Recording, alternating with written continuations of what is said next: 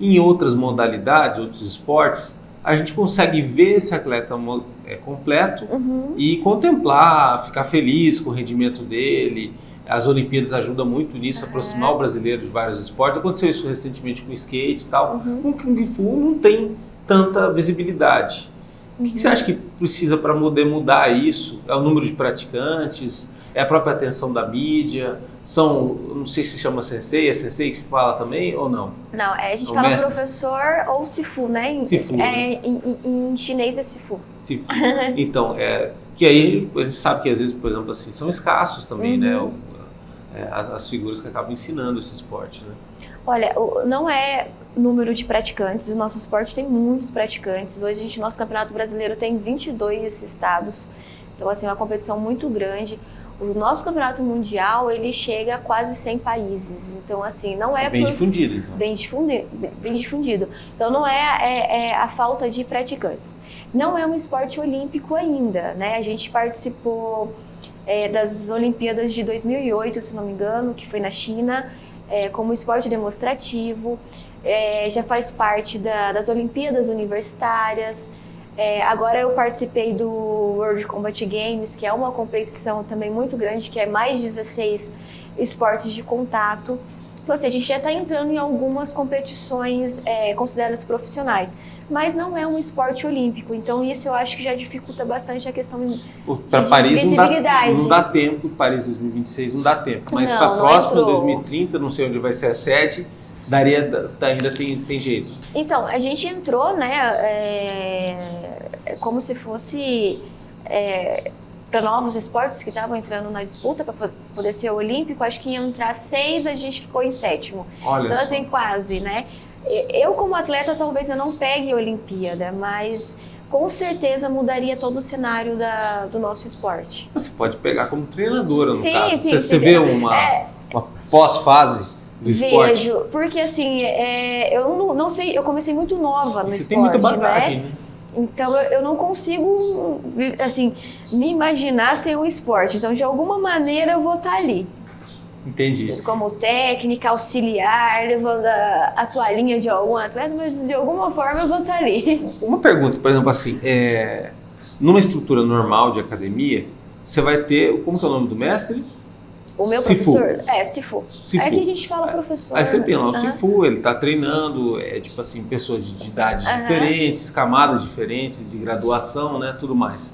A gente sabe que para o esporte de alta performance, esporte olímpico, caso um dia se torne, você vai ter a figura do treinador, uma comissão técnica mais complexa. Ainda passa a ter a figura do Sifu ou não? Sim. Ele vai como se fosse um treinador principal. Assim, quando você vai para a competição de seleção brasileira, quem te acompanha é o técnico da seleção brasileira, né? Ah, entendi. Ele que recrutou, né? Isso. Mas todo mundo treina com o seu treinador em casa, né? Então, cada estado, cada academia tem o seu professor. Aí, quando a gente vai para a seleção brasileira, tem o técnico da seleção brasileira que acompanha a gente nas competições internacionais. Entendi. Aí, tipo assim, esse processo da seleção brasileira que você conhece tão bem, que está lá faz tempo, quanto tempo que você se apresenta antes de uma competição, por exemplo?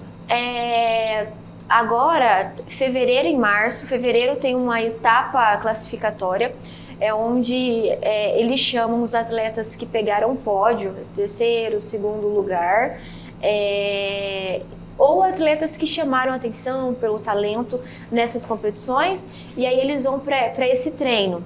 E lá eles fazem uma avaliação, tiram os melhores. Uma seletiva. Uma seletiva. Para março, que é a etapa seletiva, que é onde são chamados os primeiros do ranking, os campeões brasileiros e as pessoas que foram bem nessa etapa classificatória.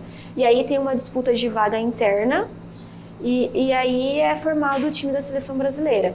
Para campeonato mundial, é extremamente importante o ranking nacional, né? E também, além do ranking, você tem que ir bem nessas etapas. Entendi, que é meio que um filtro final, né? Para poder a seleção brasileira estar sempre no melhor nível possível.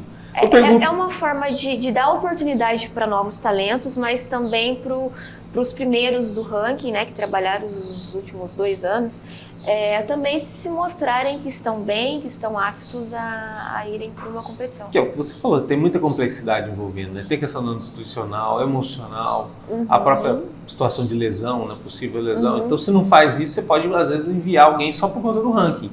E não é a melhor forma, né? Eu falo isso porque, por exemplo, assim, ser da seleção brasileira do Kung Fu envolve você abdicar ou determinar boa parte do seu tempo para o esporte, tendo que conciliar também com a sua vida. Sim. Né? E no Mato Grosso do Sul, como que funciona a questão de patrocínio para essa modalidade, para as viagens? Ou seja, a gente sabe que a viagem, você não pode chegar em cima da hora de uma competição como essa, tem que se preparar bem, e a cobrança de resultado, inclusive, a partir desse apoio, né?